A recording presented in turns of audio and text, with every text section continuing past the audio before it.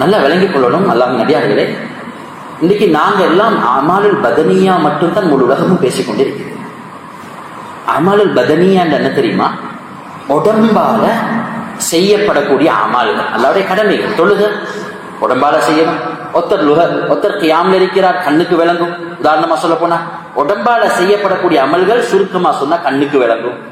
கியாம்ல இருக்கிறது கண்ணுக்கு விளங்கும், சுஜூதுல இருக்கிறார் கண்ணுக்கு விளங்கும், தஷஹுத் ஓதுறார் கண்ணுக்கு விளங்கும். அல்லாஹ் கண்ணுக்கு விளங்குற அமல்களை கடமையாக்கி அதுல எப்ப கண்ணுக்கு விளங்காத கல்புடைய அமல் அதோட சம்பந்தப்படுமோ அந்த அமல் பூர்ணமாக மாறும், காமிலாக மாறும், பூர்த்தியாக மாறும். அதற்குரிய கூலியும் மிக புரோசனமாக கிடைக்கும். உங்களுக்கு யோசனை வரும், இந்த கண்ணுக்கு விளங்காத அமல் எல்லாம் சொல்றாரு இவ்வளவு காலம். அப்படி அமல் கல்வியாண்டு ஒன்று இருக்குது. இது குர்ஆனும் ஹதீஸும் மிச்சம் தெளிவாக பேசுது. உதாரணமா தொழுகை. அல்லாஹ் தொழுகை எப்படி சொல்றான் என்றா, தொழுகையை கடமையாக்கி தொழுகக்கூடியவர்களுடைய சிஃபாத்துகள் எல்லாம் சொல்லி அந்த தொழுகையை சொல்லும் பொழுது சூரத்துல் முஃமினூன்ல சொல்றான், அல்லதீன ஹும் ஃபீ ஸலாத்திஹிம் காஷியூன். அவங்க தொழுவாங்க, ஆனா அந்த தொழுகையில குஷூவும் குதுவும் இருக்கு. அல்லாஹ்ட பயம், அச்சம், அல்லாஹ்ட பயத்தோட தொழுவார், அச்சத்தோட தொழுவார், அந்த சிந்தனையோட தொழுவார். லுஹர் 1000 பேர் தொழுந்துன்னு வைங்களே, 1000 பேருக்கும் ஒரே மாதிரி நன்மை அல்லாஹ் கொடுக்க மாட்டான். லுஹருடைய கடமை நீங்கிடும். 1000 பேருக்கும் ஒரே மாதிரி நன்மையாண்டு கேட்டால் 1000 பேருக்கும் ஒரே மாதிரி நன்மை இல்லை.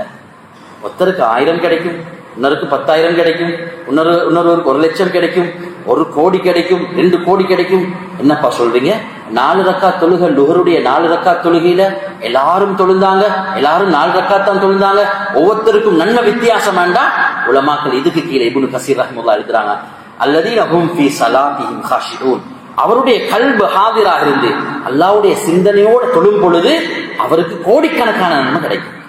1000 ரக்காத் ஒருத்தர் தொழுகிறார் உதாரணமாக, ஆனா 1000 ரக்காத்தும் குஷூவும் இல்லை, குதுவும் இல்லை, அல்லாஹ்ட பயம் இல்லை, திக்ர் இல்லை, அச்சம் இல்லை, அந்த சிந்தனையோட தொழல. ஆனா ஒருத்தர் 2 ரக்காத் தொழுகிறார். உலமாக்கள் எழுதுறாங்க, அந்த 2 ரக்காத் தொழுகையும் சரியாக கியாம்ல அல்லாஹ்வுடைய சிந்தனையோட, ருக்கூல சுஜூதுல ஒவ்வொரு ஆயத்தையும் ஓதும் பொழுது அந்த சிந்தனையோட ஓதும் பொழுது அவருக்கு இருக்கிற நன்மை இருக்குது 1000 ரக்காத் தொழுவதை விடம் சிறந்து. இதை ஞாபகம் செஞ்சுக்கோங்க, உள்ளத்துல வச்சுக்கோங்க.